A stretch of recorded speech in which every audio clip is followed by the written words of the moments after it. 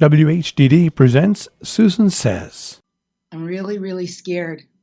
I'm sad, I'm depressed, but mostly scared.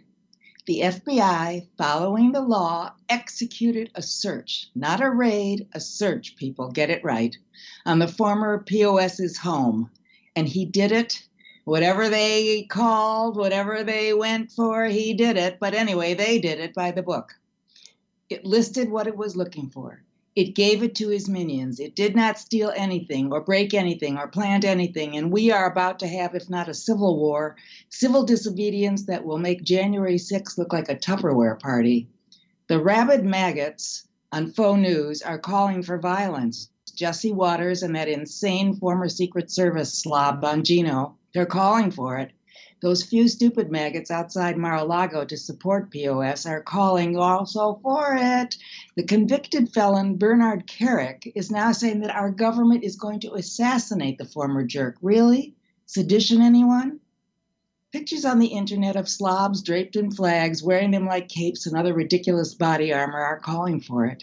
The same news is asking legal scholars, was everything done right and well? And it was.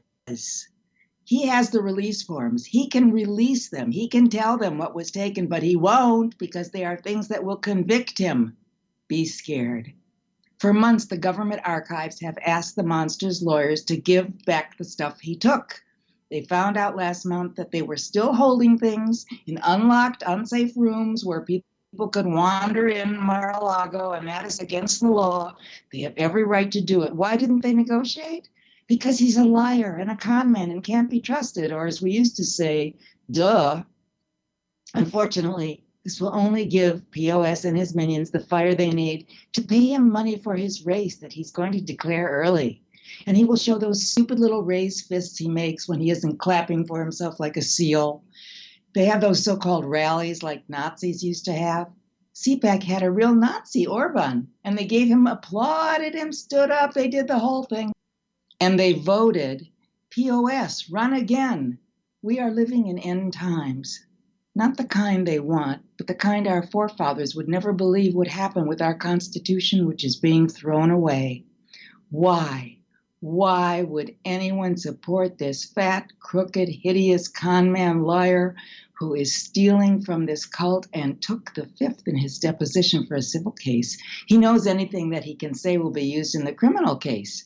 I have very little faith in Bragg, R-A-G, but lots in Letitia James. She knows what he did. The spawn of POS were there. Some of them actually talked. This is the most scary time of our lives. I'm physically sick about it. I can't stop watching the news when I know I should. And I watch faux news to see what they say, those lies. So 1/3 of Americans hear only that. Really. We can only hope for independence, to vote, and that the economy is better. Inflation is going down. Honest, get the truth. Merrick Garland, whom I was so impatient with, has done his job now. And as he says, no one is above the law. So let's find out if we're living in a law-abiding civilization or in a moral, lawless S-hole country. And we're about to find out if we can survive, and that is very scary. Susan Silver was one of the original writers of such TV classics as The Mary Tyler Moore Show, Maude and Bob Newhart. She lectures and teaches sitcom writing and had a column on the New York Social Diary called The Search for Mr. Adequate. She hasn't found him yet. Appearing on TV and radio often, she expresses her views on life and opinions on everything.